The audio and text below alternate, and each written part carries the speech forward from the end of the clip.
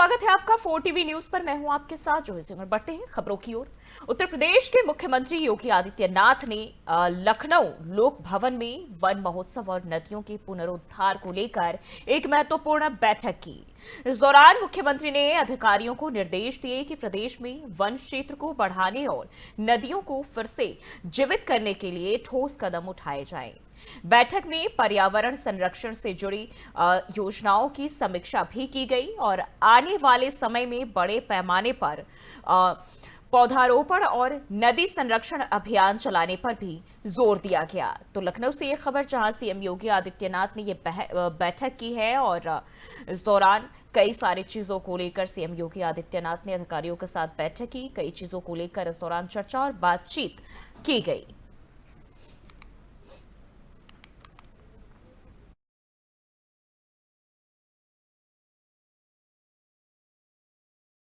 और दिल्ली की मुख्यमंत्री रेखा गुप्ता अपनी 2 दिवसीय धार्मिक दौरे पर मथुरा पहुंची और इस दौरान उन्होंने विश्व प्रसिद्ध बांके बिहारी मंदिर में विधि विधान से पूजा अर्चना की और भगवान का आशीर्वाद लिया। मंदिर सेवायतों ने मुख्यमंत्री रेखा गुप्ता को माला और पटुका पहनाकर उनका पारंपरिक तरीके से स्वागत किया। उनके दौरे को लेकर मंदिर परिसर और आसपास सुरक्षा के पुख्ता इंतजाम भी किए गए।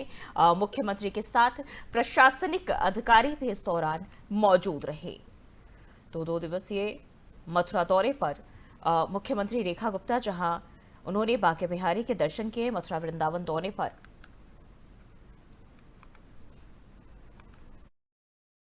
आज बहुत ही सुंदर बांके बिहारी जी के दर्शन यहाँ पे हुए और सभी साथियों के साथ हमने यहाँ पे प्रभु के चरणों में यही प्रार्थना करी कि विकसित भारत की छाँव में विकसित दिल्ली भी आगे बढ़े, तरक्की करे। हर एक देशवासी पे प्रभु का आशीर्वाद यूं ही बना रहे और हम सब इस प्रार्थना के साथ कि अपनी पूरी शिद्दत के साथ, मेहनत के साथ दिल्ली के विकास कार्य करेंगे, दिल्ली के लोगों की सेवा करेंगे। आज बहुत ही सुंदर। और उत्तर प्रदेश के जालौन जिले में पुलिस और बदमाशों के बीच देर रात मुठभेड़ हो गई। जानकारी के मुताबिक डकोर कोतवाली क्षेत्र में बुंदेलखंड एक्सप्रेसवे के पास जयसारी कला रोड पर बदमाश चोरी की योजना बना रहे थे और तभी पुलिस ने घेराबंदी कर ली और मुठभेड़ के दौरान पुलिस की जवाबी कार्रवाई में 2 बदमाशों के पैर में गोली लगी है, जबकि एक बदमाश अंधेरे का फायदा उठाकर भागने में सफल हो गया। पुलिस ने मौके से कुल 3 अंतरजनपदीय बदमाशों को गिरफ्तार भी किया है। वहीं बदमाशों के कब्जे से एक इको कार, 2 अवैध असलहे, 4 जिंदा और 4 खोखा कारतूस, इसके साथ ही 2150 रुपए नकद भी बरामद किए गए हैं। पुलिस के मुताबिक एक पकड़े गए बदमाश जो है वो बताया जा रहा है कि बड़े चोरी की वारदात को अंजाम देने की फिराक में भी था। आज शाम को एसओजी प्रभारी जनपद जालौन को एक टिप मिला था कि हमीरपुर महोबा के कुछ शातिर अपराधी हैं जो नकदजनी, लूट, डकैती, रंगदारी इत्यादि प्रकार की घटनाएं करते हैं। वो उरई के एक शराब ठेके पर देखे गए हैं और संभावना है ये कहीं न कहीं घटना कारित करेंगे। इस सूचना पर कोतवाली डकोर और एसओजी प्रभारी उरई दोनों की संयुक्त टीम एक मैसिव सर्च ऑपरेशन चला रही थी। तभी इन्हें सूचना मिली कि बुंदेलखंड एक्सप्रेसवे के पास ये अपराधी इकट्ठा हैं जो 4 की संख्या में हैं और रात में आज हाईवे के किनारे किसी गांव में ये सशस्त्र नकबजनी की घटना कारित करेंगे। 2 तरफ से इनको गिरफ्तारी के लिए घेरा गया। पुलिस को देखते ही जो गाड़ी का ड्राइवर है वो तो सरेंडर कर गया। 2 एक तरफ भागे और दोनों तरफ से घिरने के बाद इन्होंने पुलिस पार्टी पर फायर किया, मल्टीपल राउंड फायर किया। आत्मरक्षार्थ पुलिस ने भी नियंत्रित बल का प्रयोग किया, 2 फायर किया। दोनों अपराधी घायल हो गए, उनको गिरफ्तार किया गया। उनकी प्राण रक्षा के लिए उन्हें हॉस्पिटल रवाना किया गया है। प्रारंभिक पूछताछ में एक ने अपना नाम नरेंद्र बताया, दूसरे ने विष्णु बताया नरेंद्र महोबा का रहने वाला है, विष्णु हमीरपुर का है और ड्राइवर थाना डकोर क्षेत्र का रहने वाला है। चौथा जो इनका साथी था उसका नाम इन लोगों ने रामू बताया, जो भागने में। और उत्तर प्रदेश के चंदौली जिले में आशा बहु भर्ती घोटाले की आंच अब मुख्यमंत्री कार्यालय तक पहुंच गई है। मामले में बड़े पैमाने पर धांधली के आरोप सामने आने के बाद मुख्यमंत्री कार्यालय ने जांच के आदेश जारी कर दिए हैं। भास्कर चंद्र कांडपाल उप सचिव मुख्यमंत्री ने आदेश जारी करते हुए महानिदेशक चिकित्सा एवं स्वास्थ्य विभाग को मामले की जांच सौंप दी है। आरोप है कि शहाबगंज ब्लॉक के 17 गांवों में सरकारी मानकों को ताक पर रखकर फर्जी तरीके से भर्ती की गई और कई प्रधानों ने धोखे से साइन कराने के आरोप भी लगाए हैं। आवेदकों से 1 से 1.5 लाख रुपए तक की रिश्वत लेने की भी बात सामने आई है। और वहीं कई जगह एरिया अलॉयमेंट और उम्र के हिसाब से भी अनदेखी की गई। माना जा रहा है कि जांच में दोषी पाए जाने पर कई लोगों पर कार्रवाई हो सकती है।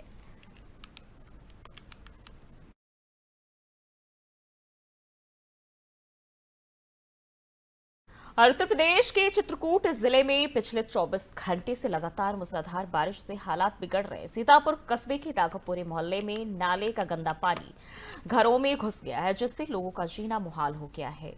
मोहल्ले वासियों का आरोप है कि नाले की निकासी कुछ लोगों ने बंद कर दी है, जिसकी वजह से बारिश में नाले का पानी उफान मारकर घरों में घुस रहा है। कई घर इसमें जलमग्न भी हो गए हैं और सड़कें पानी से भर गई है, जिससे गाड़ियां भी फंस रही हैं। लोगों का कहना है कि उन्होंने कई बार नगर पालिका प्रशासन से शिकायत भी की, लेकिन कोई कार्रवाई इसको लेकर नहीं की गई है। अगर जल्द व्यवस्था नहीं सुधारी गई तो घरों के गिरने और महामारी फैलने का खतरा बढ़ सकता है। यहाँ पिछले 15-20 दिनों से पानी भर रहा है और यहाँ पे इसके पहले कभी जल भराव की समस्या नहीं थी। बरसात होती थी, कभी ज़्यादा पानी हो जाता था तो थोड़ा बहुत भरता था, फिर ख़त्म हो जाता था। लेकिन यहाँ पिछले 15-20 दिनों से जो एक पुराना जल निकास का रास्ता था वो बंद हो गया। वो किसी समाज की ज़मीन से होकर निकलता तो उन्होंने उस रास्ते को बंद कर दिया, जिसके कारण। और मथुरा में भारतीय जनता पार्टी के महानगर अध्यक्ष हरिशंकर और राजू यादव ने मंडल अध्यक्षों, पदाधिकारियों और वरिष्ठ कार्यकर्ताओं के साथ बैठक कर आगामी कार्यक्रमों की रणनीति तय की है। और उन्होंने बताया कि 29 जून को सबसे पहले पीएम मोदी के मन की बात कार्यक्रम को हर बूथ पर कार्यकर्ता आम जनता के साथ सुनेंगे और इसके बाद बूथ स्तर पर डॉक्टर श्यामा प्रसाद मुखर्जी के बलिदान दिवस पर श्रद्धांजलि दी जाएगी। और तीसरे चरण में पौधारोपण अभियान चलेगा, जिसमें हर बूथ पर कम से कम 10 पौधे भी लगाए जाएंगे। और उन्होंने कार्यकर्ताओं से अपील की है कि हर कार्यकर्ता अपनी मां के नाम पर एक पौधा जरूर लगाए। वहीं मीडिया से बातचीत करते हुए हरिशंकर राजू ने विपक्ष पर जमकर निशाना साधा। साथ ही साथ उन्होंने कहा कि कॉरिडोर का निर्माण कोर्ट के आदेश से हो रहा है और इससे त्योहारों के दौरान भीड़ का दबाव कम होगा। साथ ही गोस्वामी समाज की समस्याओं का समाधान प्रशासन कर रहा है और जो लोग कॉरिडोर को लेकर गंदी राजनीति कर रहे हैं वो भी कभी सफल नहीं हो पाएंगे।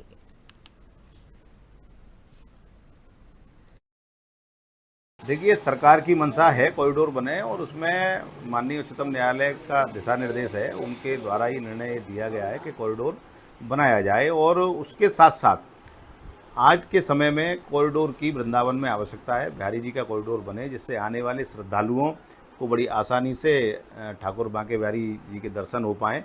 और जब भीड़ का माहौल रहता है, जब ज़्यादा भीड़ यहाँ आती है, सावन का महीना हो या आप समझिए एनसीआर की पूरी पब्लिक शनिवार इतवार में ज़्यादा आती है, तो कई बार आपके चैनलों के माध्यम से ही और मीडिया के माध्यम से जानकारी में आता है कि भीड़ की वजह से कोई ना कोई दुर्घटना होती है और दुर्घटनाओं की संभावना रहती है। इन सारी चीज़ों को ध्यान में रखते हुए कॉरिडोर का बनना अत्यावश्यक है। और गोस्वामियों जी का जो विषय है वो ठीक है, उनकी जो मंशा है उसके मंशा के अनुरूप भी सरकार उसमें प्रयासरत है। माननीय मुख्यमंत्री योगी आदित्यनाथ जी के दिशा निर्देश पर जो कॉरिडोर के लिए पूरी टीम बनी हुई है, वो लगातार प्रशासन उनसे वार्ता कर रहा है, जनप्रतिनिधि भी लगातार वार्ता कर रहे हैं कि उनको संतुष्ट करके उनकी सारी बिंदुओं को ध्यान में रखते हुए। और उत्तर प्रदेश के चित्रकूट जिले में पिछले 2 दिनों से हो रही मूसलाधार बारिश के चलते मंदाकिनी नदी का जलस्तर तेजी से बढ़ गया है। हालात यह है कि रामघाट किनारे बनी सभी दुकानें जलमग्न हो गई है और दुकानदार अपना सामान सुरक्षित स्थानों पर पहुंचा रहे हैं। मध्य प्रदेश और यूपी की सीमा पर लगातार बारिश से नदी का जलस्तर सुबह से ही बढ़ना शुरू हो गया था और दोपहर तक रामघाट पूरी तरह पानी में डूब गया। जिस स्थान पर रोजाना गंगा आरती होती है, अब वो स्थान भी पानी में समा गया है। हालात को देखते हुए यूपी एमपी प्रशासन ने बाढ़ को लेकर अलर्ट जारी कर दिया है। इसके साथ ही राहत बचाव के लिए टीमें भी तैनात कर दी गई है। जिलाधिकारी ने बताया कि मध्य प्रदेश की ओर से लगातार पानी आने के कारण मंदाकिनी का जल स्तर बढ़ रहा है और प्रशासन हालात पर नजर रखे हुए है। तो ये तस्वीरें जब बाढ़ से हालात जो है बेकाबू हो रहे हैं और नदी मंदाकिनी नदी अपने उफान पर है, लगातार पानी का जल स्तर की बात करें तो वो बढ़ता ही जा रहा है। ये लगातार सुबह से बारिश हो रही है। अभी भी थोड़ा डाउन हुआ है पानी, लेकिन जल स्तर लगातार मंदाकिनी का बढ़ रहा है और यहाँ के दुकानदार देखिए लगातार अपने सामान को जो भी दुकानदार है ले जा रहे हैं, सेव कर रहे हैं और जल स्तर बढ़ रहा है और काफ़ी लोग भी आ रहे हैं देखने के लिए मंदाकिनी को। लेकिन दुकानदार को देखा जाए तो उनका तो नुकसान ही है। रामघाट की क्या स्थिति, कितनी सीढ़ियाँ डूब गई हैं? और रामघाट की जो सारी सीढ़ियाँ डूब चुकी हैं। जी, ये चित्रकूट में लगातार 24 आवर्स से बारिश होने की वजह से पीछे से भी पानी आया है मध्य प्रदेश के साइड से। इसको सिचुएशन को हम लोग लगातार मॉनिटर कर रहे हैं और मौके पे वहाँ पे एसडीएम्स है और इरिगेशन डिपार्टमेंट के ऑफिशियल्स हैं। हम लोग मॉनिटर करके लोगों को राहत भी पहुँचा रहे हैं और कुछ घंटों में ये पानी रिसीव भी होगा। उसके बाद जो प्रिकॉशनरी मेजर्स है, जैसे स्वास्थ्य विभाग की टीम भी लगी है वहाँ पर, तो हम लोग इंश्योर करेंगे किसी लोगों को कोई असुविधा ना हो। ये लगातार सुबह से बारिश हो रही है। और बुलंदशहर से खबर सामने आ रही, जहां मेरठ के बदमाशों से पुलिस की मुठभेड़ हो गई और इस मुठभेड़ में गैंग लीडर आमिर के पैर में गोली लगने से वो लंगड़ा हो गया है, जबकि उसके 2 साथी भागने की कोशिश करने लगे और पुलिस की घेराबंदी में पुलिस ने उन्हें धर दबोचा। बदमाशों के पास से पुलिस ने आभूषण, नकदी, तमंचा, चाकू, कारतूस और स्कूटी भी बरामद किए हैं। ये गैंग खुर्जा में बंद पड़े मकानों की रेकी कर बड़ी चोरियां करते थे।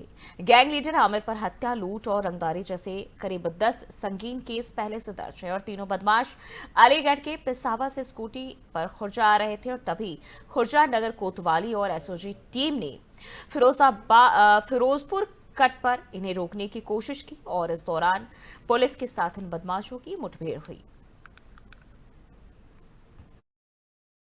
आज दिनांक 28 जून 2025 की रात्रि में थाना खुर्जा नगर पुलिस फिरोजपुर कट के पास चेकिंग कर रही थी। इसी दौरान एक स्कूटी सवार व्यक्ति को पुलिस पार्टी ने रुकने का इशारा किया। इस पर उक्त व्यक्ति भागने लगा एवं पुलिस पार्टी के ऊपर फायरिंग की। आत्मरक्षा पुलिस के द्वारा जवाबी फायरिंग में उक्त बदमाश घायल हो गया है। इसकी पहचान आमिर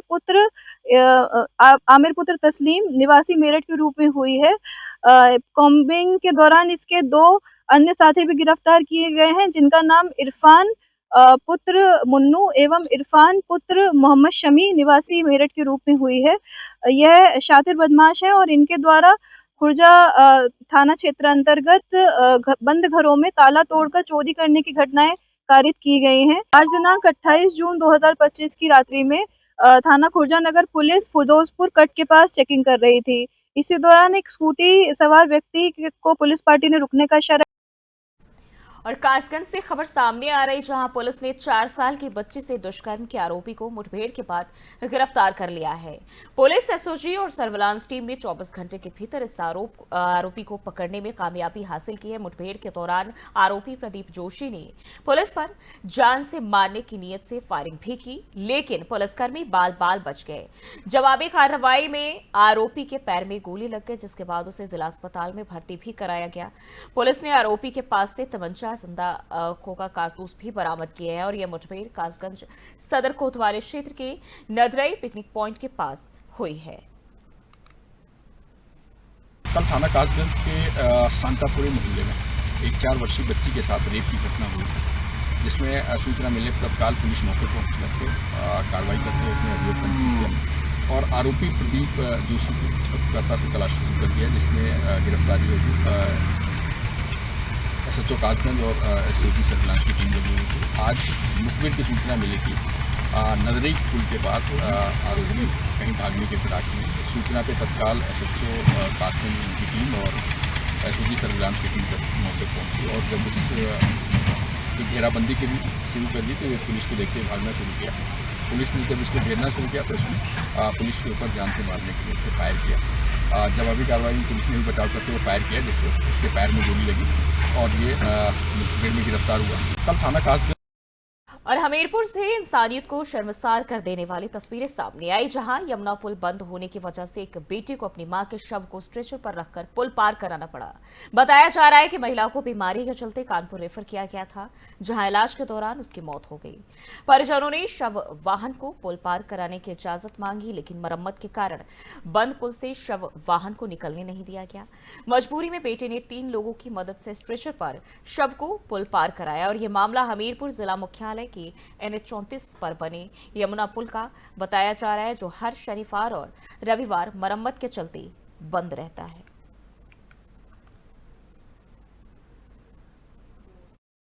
जी, आज हमीरपुर में बहुत ही शर्मनाक और अमानवीय घटना देखने को मिली। हमीरपुर का ओवरलोडिंग के चलते जो पुल क्षतिग्रस्त हुआ यमुना पुल, उसमें मरम्मत हेतु 2 दिन शनिवार और रविवार बंद रहता है, लेकिन कई तस्वीरें आई और पत्रकार साथियों ने उन तस्वीरों को अपने कैमरे में कैद किया कि प्रशासनिक गाड़ियां और जनप्रतिनिधियों की गाड़ियां, उनको उस मरम्मत के दौरान भी परमिशन दी जाती है ताकि वो गाड़ियां पुल से पार कर सकें। लेकिन आज ऐसी शर्मनाक घटना देखने को मिली कि एक वृद्धा का शव स्ट्रेचर पर लेकर उनके बेटे पैदल पुल पार कर रहे हैं। और जब अधिकारियों को और जनप्रतिनिधियों को छूट दी जा सकती है, तो क्या एक एम्बुलेंस को निकलने के लिए छूट नहीं दी जा सकती थी? अगर पुल बंद है तो या तो फिर सबके लिए बंद होना चाहिए था, लेकिन अधिकारियों को जहां सुविधा मिलती है वहीं एक आम नागरिक को एम्बुलेंस में शव तक ले जाने की छूट नहीं मिलती है। ऐसा दोहरापन इस सरकार का बहुत ही शर्मनाक है। मैंने आज जो अपने सोशल मीडिया के माध्यम से देखा कि इस संवेदनहीन सरकार में संवेदनहीन अधिकारी हो चुके हैं, संवेदनहीन कर्मचारी हो चुके हैं। जो PNC यहाँ से 25 लाख रुपए डेली का पैदा कर रही है, उसने भी संवेदनहीनता की पराकाष्ठा पार कर दी। और आज जो एक महिला तेड़ा निवासी थी, उनके शव को उनके पुत्र और रिश्तेदारों के माध्यम से पुल पार कराया गया, जबकि इसी पुल से बंदी के दौरान पे सारे अधिकारी, सारे माननीय निकल के गए हैं। उसके लिए इन्होंने कोई रोक टोक नहीं की। तो मैं इस संवेदनहीन सरकार, शासन, प्रशासन से चाहता हूं। और वहीं गौतम बुद्ध नगर के आमका गांव से अतिक्रमण हटाने गई ग्रेटर नोएडा प्राधिकरण की टीम के साथ बड़ी बदसलूकी की गई है। शनिवार को SD रामनैर सिंह और परियोजना अभियंता सन्नी यादव अपनी टीम के साथ अवैध निर्माण गिराने पहुंचे थे और तभी गांव की दबंगों ने टीम के साथ अभद्रता की और मारपीट की और साथी बंधक बनाने की कोशिश भी की। दरअसल बिना नक्शा पास कराए खसरा नंबर 204, 205 और 206 पर अवैध कॉलोनियां बसाई जा रही थी और पहले भी प्राधिकरण ने नोटिस देकर काम रुकवाया था, लेकिन कॉलोनाइजर फिर से निर्माण कराने लगे। टीम ने JCB से कार्रवाई शुरू की ही थी कि विपिन खारी, कपिल नागर और बलराम भाटी करीब 100 से 150 लोगों के साथ मौके पर पहुंचे और सरकारी काम में रुकावट डालने लगे। गाड़ी को चक्कर मारने और JCB पर चढ़कर काम रोकने की भी कोशिश की गई। प्राधिकरण की शिकायत पर दादरी कोतवाली में FIR भी दर्ज की गई है। ACEO प्रेरणा सिंह ने साफ कहा कि ऐसे भू माफियाओं पर सख्त कार्रवाई की जाएगी और किसी को बख्शा नहीं जाएगा।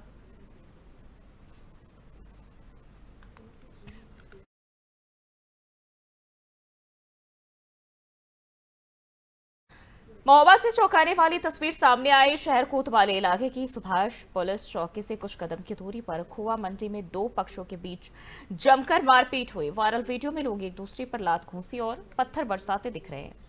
घटना घटना का 19 सेकंड का एक वीडियो सोशल मीडिया पर वायरल हो रहा है। तस्वीरें भी सामने आप देख सकते हैं टीवी स्क्रीन पर, जहां जो कि तेजी से वायरल हो रहा है। पुलिस चौकी के इतने पास घटना होने के बावजूद पुलिस मौके पर नहीं पहुंची, जिससे सड़क पर जाम लग गया और लोग तमाशाबीन बने रहे। पुलिस की कार्यशैली पर अब गंभीर सवाल खड़े हो रहे हैं। फिलहाल वायरल वीडियो के आधार पर पुलिस ने जांच शुरू की है। मामला शहर कोतवाली के सुभाष चौकी क्षेत्र का बताया जा रहा है।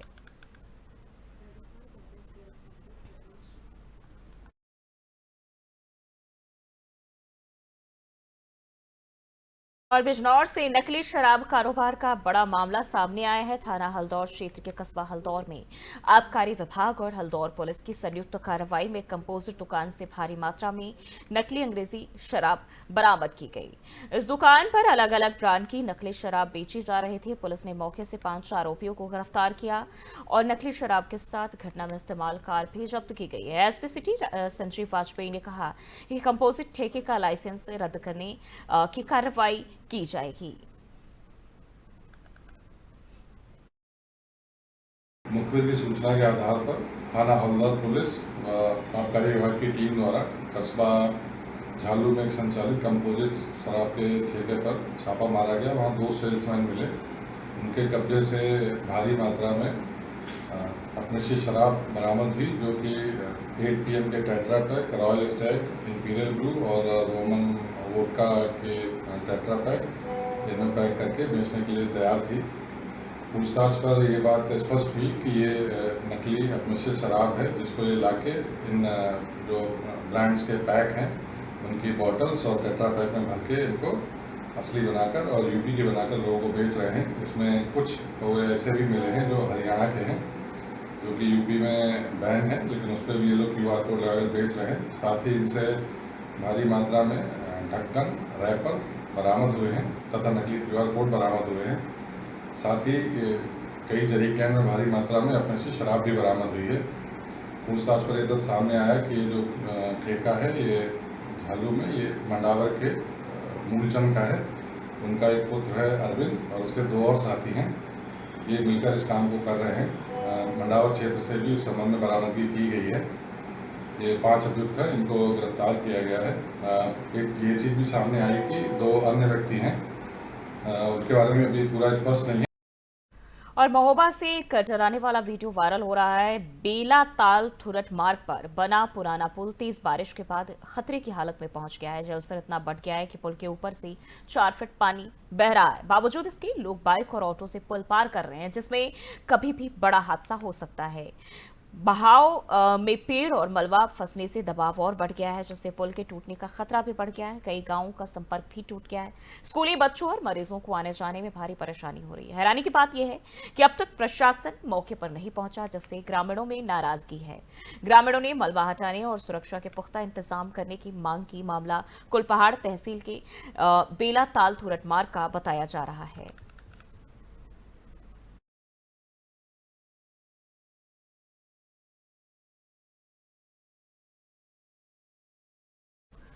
फिलहाल के लिए बुलेटिन बस इतना ही। देश और दुनिया की तमाम खबरों के लिए देखते रहिए 4TV न्यूज़।